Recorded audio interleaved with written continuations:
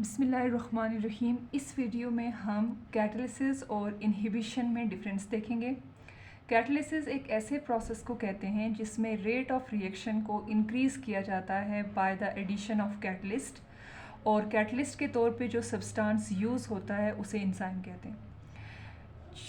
जो एंजाइम है वो ऐसा कैटलिस्ट एक्ट करता है और जो रेट ऑफ रिएक्शन है उसको इस तरह से फैसिलिटेट करता है किसी भी रिएक्शन को कि ये सबस्ट्रेट के साथ बाइंड करता है और प्रोडक्ट को सिंथेसाइज करता है, और इस प्रोसेस में वो खुद यूटिलाइज नहीं होता।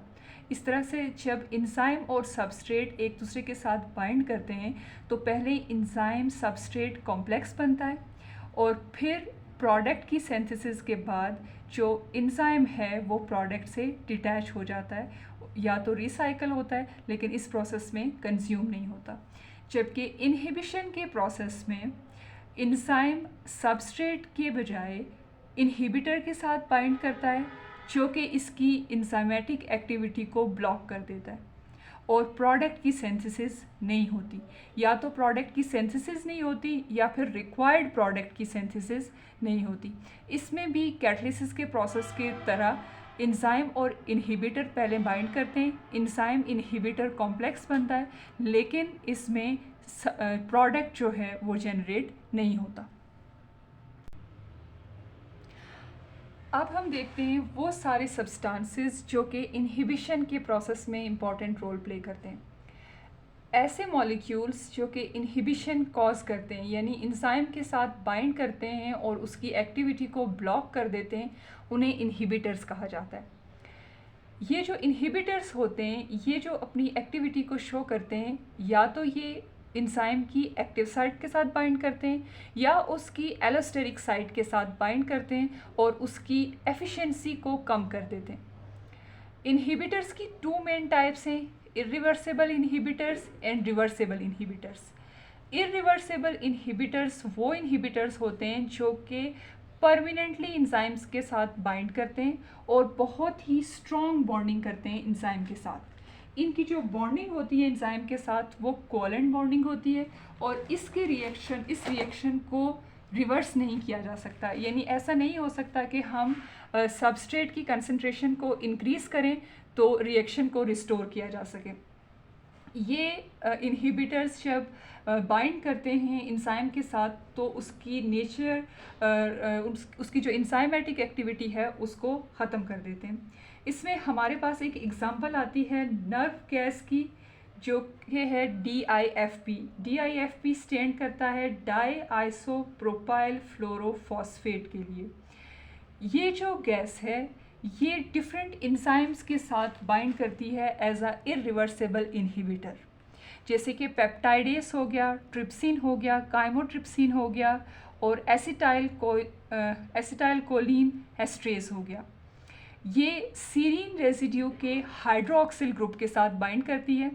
अगर हम एग्जांपल लें एसिटाइल कोलिन एस्ट्रेज की तो उसमें तकरीबन 28 सीरीन रेजिड्यूज़ होते हैं, लेकिन ये उसमें से सिर्फ एक के साथ बाइंड करती है जो कि हाईली रिएक्टिव होता है और उसके बाद उस एंजाइम को डीनेचर कर देती है और उसके बाद वो न्यूरोट्रांसमीटर एसिटाइल कोलिन को ब्रेक डाउन नहीं कर पाता। इसके बाद हमारे पास आते हैं रिवर्सिबल इन्हिबिटर्स।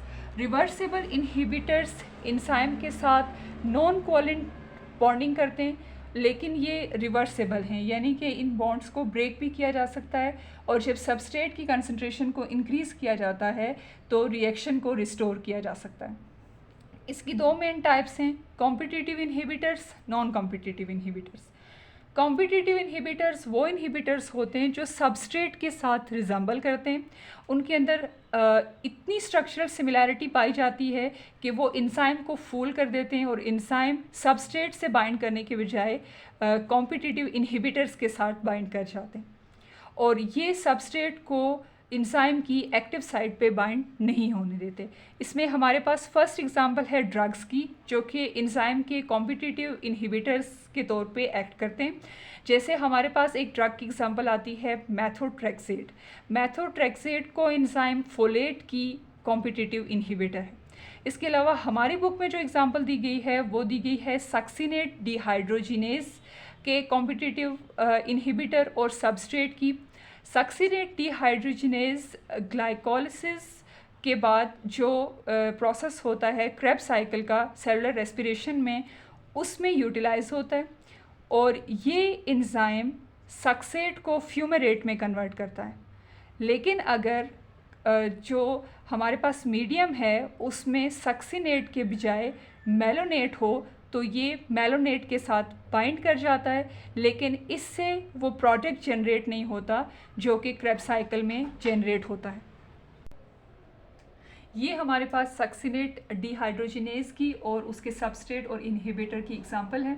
ये हमारे पास सक्सिनेट डिहाइड्रोजिनेज है जो सक्सिनेट के साथ बाइंड करता है, सक्सिनेट एंजाइम कॉम्प्लेक्स बनता है और उसके बाद प्रोडक्ट जनरेट होता है यानी कि फ्यूमेरेट, और एंजाइम इससे डिटैच हो जाता है। अगर मीडियम के अंदर मेलोनेट मौजूद हो तो सक्सिनेट डिहाइड्रोजिनेज सक्सिनेट के साथ बाइंड करने के बजाय मेलोनेट के साथ बाइंड करता है।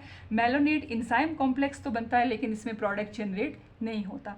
अगर हम स्ट्रक्चर देखें सक्सिनेट का और मेलोनेट का तो इसमें जो सक्सिनेट है उसमें एक CH ज़्यादा है मेलोनेट के मुकाबले में, इस और बाकी का स्ट्रक्चर जो है वो इनका सेम है।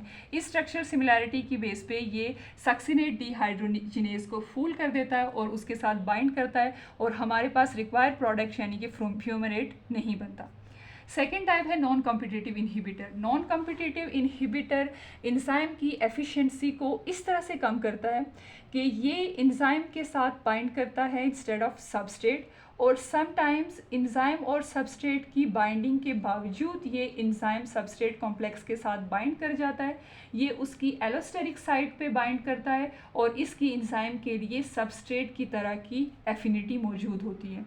एंजाइम सबस्ट्रेट के साथ ये बाइंड करता है और उसके बाद प्रोडक्ट को नहीं बनने देता।